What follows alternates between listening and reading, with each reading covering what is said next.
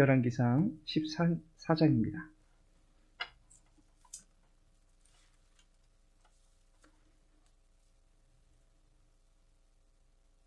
열왕기상 14장 21절에서 24절까지의 말씀입니다.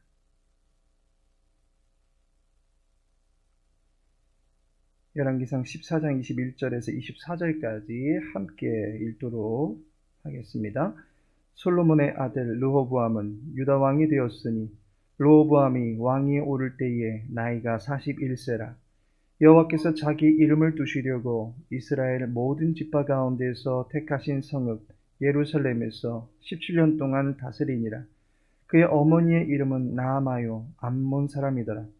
유다가 여호와 보시기에 악을 행하되 그의 조상들이 행한 모든 일보다 뛰어나게 하여 그 범한 죄로 여호와를 노엽게 하였으니 이는 그들도 산 위에와 모든 푸른 나무 아래 산당과 우상과 아세라상을 세웠습니다.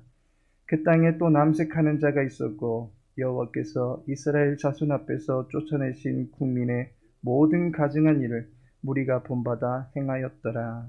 아멘. 오늘은 본문의 말씀 통해서 택하신 성읍이라는 제목으로 함께 말씀 나누고자 합니다. 교회는 어제 다르고 오늘 달라지는 경우가 있습니다. 유럽의 수많은 교회들이 어제는 있었는데 오늘은 문을 닫는 경우들이 있습니다. 어제는 교회였는데 오늘은 이슬람 사원으로 용도가 변경되어지는 경우들이 허다합니다. 교회가 매각이 되는 사례가 미국에서는 급속도로 진행이 되고 있습니다. 미국의 최대 부동산 정보업체인 코스타에서는 재정적 어려움으로 인해서 교회 건물이 경매로 넘어가는 사례들이 증가하고 있다라고 보고하고 있습니다. 교회 미래학자인 최윤식 박사님께서는 한국의 교회들도 2030년이 지나면 부도 도미노에 빠지게 돼서 커다란 위기를 맞게 될 것을 조심스럽게 예상하고 있습니다. 유럽과 미국의 수많은 교회들과 같이 한국 교회도 그 생존이 불투명해질 수 있다라고 보고하였습니다. 성경에서도 본래적 기능을 담당하지 못하는 성전은 철옹성이 될 수 없다라고 말해주고 있습니다. 역대하 7장에 보니 여호와를 버리고 다른 우상들을 섬기게 될 수 있음을 주의시키면서 주시는 명령이 나옵니다. 그 가운데 20절을 보면 내 이름을 위하여 거룩하게 한 이 성전을 내 앞에서 버려라고 말씀하고 있습니다. 여호와께로부터 돌아서고 다른 신들을 섬기게 되면 성전일지라도 버리시겠다라고 말씀하고 있습니다. 따라서 유다 공동체는 성전을 보면서 늘 하나님의 함께하심을 기억하고 하나님을 사랑하는 일에 마음이 나뉘어지지 아니하도록 할 거룩한 책무가 있는 것입니다. 본문 21절에 여호와께서 자기 이름을 두시려고 이스라엘 모든 지파 가운데에서 택하신 성읍 예루살렘에서 라고 말을 하고 있습니다. 열왕기 기자는 예루살렘을 매우 거창하게 소개하고 있습니다. 여호와께서 이름을 두신 곳입니다. 그리고 동시에 모든 지파 중에서 택하신 성읍이다 라고 말하고 있습니다. 예루살렘은 여호와께서 이스라엘 백성들과 함께 하고 계신다라고 하는 것을 인지시켜주는 대표적인 지형입니다.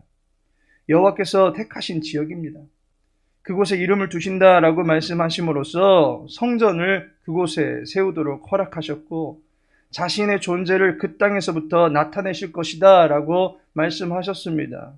예루살렘은 이스라엘의 대표 지역입니다. 예루살렘에서부터 여호와의 은혜의 샘이 발원하게 되는 것입니다. 그런데 그 땅이 어떻게 됩니까? 23절을 보시면 이는 그들도 산 위에와 모든 푸른 나무 아래에 산당과 우상과 아세라상을 세웠습니다 라고 말씀하고 있습니다. 개역 개정성경이 번역을 참 잘했습니다. 그들도라는 말이 보이십니까? 원문에 보면 또한 역시라는 단어가 기록되어 있습니다. 그렇다면 유다 민족도 북이스라엘과 똑같이 우상을 섬기게 되었다라고 하는 것을 지적하고 있습니다. 여로보암이 북이스라엘에 자기가 임의로 선정한 지역에다가 산당을 임의로 지어놓고 그야말로 이스라엘 전 백성들이 종교적으로 타락하게 만들었습니다. 그런데 르호보암도 여호와께서 자기의 이름을 두시기 위하여 택하신 성읍에서 종교적 타락을 일삼았다라고 하는 것입니다. 오늘날 교회가 잘못을 범하면 그 부정적인 파장이 일반 기업에 또 일반 사람들의 부도덕함보다도 더 크게 느껴지는 법입니다. 예루살렘은 여로보암이 송아지 형상을 만들어 놓고 북이스라엘 백성들의 마음을 돌이키게 만들었던 베델과는 다른 곳이었습니다. 그 땅은 21절에 이스라엘 모든 지파 가운데에서 택하신 성읍입니다. 여호와 경외 사상의 중심지가 되어 최후의 보루가 되어야 할 그 땅, 그리고 여호와의 성전을 곁에 둠으로써 늘 하나님을 기억하고 하나님 앞에서 성결함을 갖추고 있어야 할 예루살렘조차도 우상의 고질적인 악습에서 벗어나지 못했다라고 하는 큰 충격을 던져주고 있습니다. 예루살렘에서 여호와의 노를 유발케 한 이 일은 결코 가벼운 일이 아닙니다. 택하신 성읍으로 성전을 품고 있는 곳에서 십계명에서 제일 첫 번째로 금하고 있는 계명이 무너지고 있습니다. 유다 나라의 영적 기류가 급격히 혼탁해지는 것을 보게 됩니다. 우리는 이와 같은 상황을 통해서 알게 되는 교훈이 있습니다. 신앙의 환경이 매우 중요하다라고 하는 것입니다. 신앙의 배경 또는 신앙을 배울 수 있는 환경이 중요하다라고 하는 것을 알게 됩니다. 본문 21절 말미에 보시면 그의 어머니의 이름은 나아마요 암몬 사람이더라 라고 말씀하고 있습니다. 르호보암의 어머니가 나아마입니다.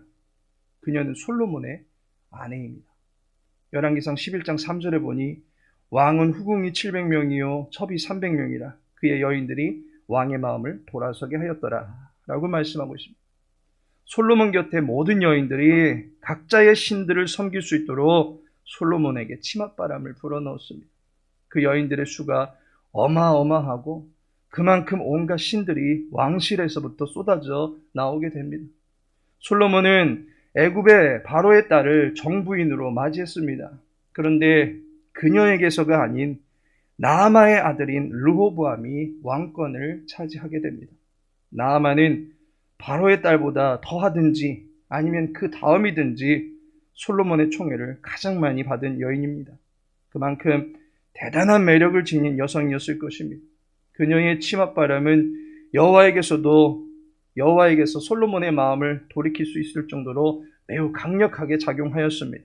남편과 온 나라를 사로잡은 그녀는 르호보암에게도 우상에 대한 친밀감을 심어줬을 가능성이 다분합니다.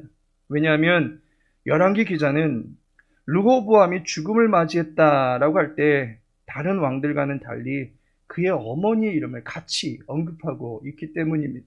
열왕기상 14장 31절을 보시면 르호보암이 그의 조상들과 함께 자니 그의 조상들과 함께 다윗성에 장사되니라.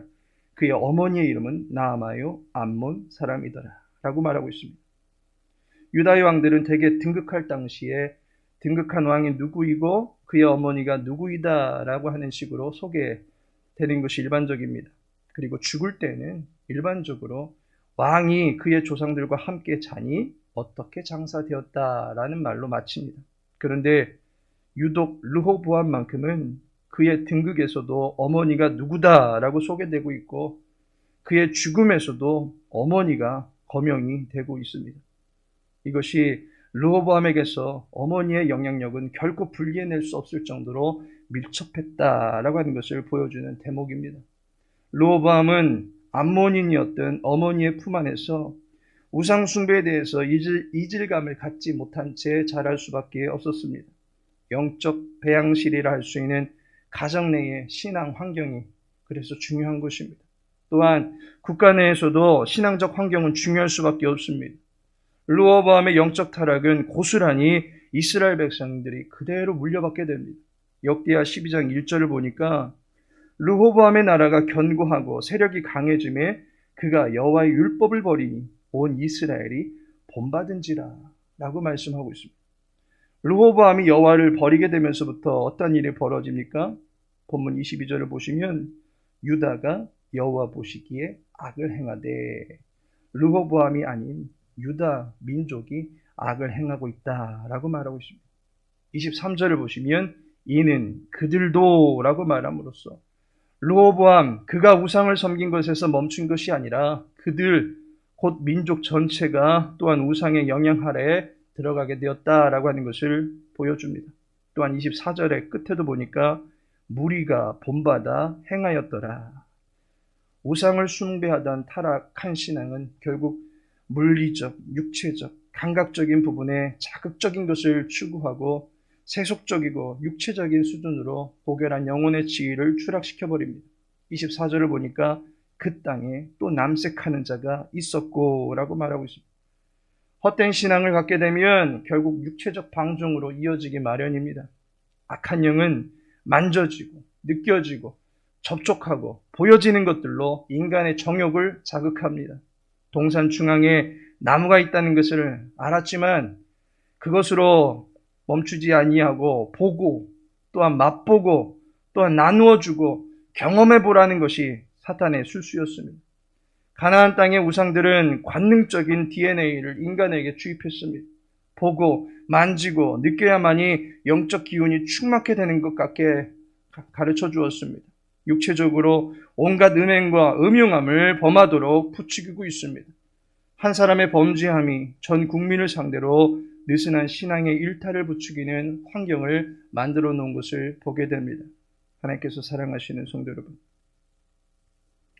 르호보암의 어머니의 이름은 나아마입니다. 그 이름의 뜻은 즐겁다, 아름답다라는 뜻을 가지고 있습니다. 그런데 22절에 보니 여호와 보시기에 악을 행하되 그 범한 죄로 여호와를 노엽게 하였으니 라고 말씀하고 있습니다. 인간이 보기에 아름다울 수 있어도 여호와 보시기에는 악이고, 인간에게는 즐거울 수 있는 일도 여호와를 노엽게 할 수 있는 일이 될 수 있습니다. 나아만은 그 이름과는 정반대되는 성격의 진노를 여호와로부터 사게 만든 원흉이 되었던 것입니다. 작은 여우가 포도원의 모든 것을 허물어뜨릴 수 있습니다. 신앙의 배경이 흐트러지거나 그 기류가 혼탁해지지 않도록 해야만 할 것입니다. 르호보암은 초기 집권 당시에는 여호와를 잘 따르는 듯 했지만 이후로는 자신도 돌이키지 않을 뿐더러 자기를 지지했던 수많은 무리들까지도 여호와로부터 돌이키게 만든 지도자가 되었습니다. 여호와께서 그 이름을 두시기로 하신 곳에 다른 것들을 유입하기 시작하면 걷잡을 수 없이 신앙은 변질될 수밖에 없는 것입니다. 교회의 건덕을 위하여 기도해 주시기 바랍니다. 신령하고 거룩한 분위기가 교회 안에서 자리할 수 있도록 하나님께 집중할 수 있기를 바랍니다. 교회는 하나님이 전부입니다. 하나님 외에 또 다른 것들로 우리의 연합이 이루어지는 것이 아닙니다. 하나님 말고 그 어떤 것에서 유익과 가치를 발견할 수 없습니다. 먹고 마심조차도 하나님의 영광을 위하여 하라고 하는 것은 결국 과장되거나 지나친 명령이 아닙니다. 엄청난 댐도 작은 크랙 하나에 와르르 무너지는 법입니다. 지극히 작은 소자를 대함도 하나님의 사람으로 대하고, 지극히 작은 일을 감당해도 하나님의 인정을 받도록 헌신하고, 무엇보다도 내 영혼이 하나님을 대하는 자세가 결코 경솔해지지 않도록 늘 겸비된 자세를 유지해 나갈 수 있도록 하나님의 도우심을 구하는 자세를 잊지 마시기 바랍니다. 소소한 일조차도 하나님을 배제하기보다는 언제든 하나님의 지도를 따라 살고픈 신앙의 민감함을 갖출 수 있기를 소망합니다. 그리고 늘 하나님을 인정하는 교회 분위기를 형성해 나가는 일에 힘쓰실 수 있는 저와 여러분 되어지기를 예수님의 이름으로 축복합니다. 다 같이 기도합니다. 아버지 하나님, 주님께서 택하신 이곳에 주의 눈을 두시고 주의 임재를 사모하여 이곳에 모인 성도들의 삶에 주의 사랑을 베풀어 주시옵소서. 주의 교회에 하나님의 사랑의 따스함이 가득 넘쳐날 수 있도록 도와주시고, 그 사랑에 힘입어 모든 지체들의 영혼과 육체가 힘을 얻게 되는 놀라운 역사들이 있게 하여 주옵소서. 우리의 다음 세대를 사랑하여 주시옵소서. 교회 내 연약한 지체들과 어려움 당하는 모든 가정 안에 긍휼과 자비가 넘치게 하여 주옵소서. 오늘 저녁에 있을 3일 예배 속에서 말씀으로 무장될 수 있는 우리들 되게 하옵시고 하나님 앞에 겸비된 백성들로 온전히 세움받을 수 있는 복된 시간 되게 하여 주시옵소서. 오늘 한 날의 모든 삶을 주께 의탁하오며 예수님의 이름으로 기도합니다.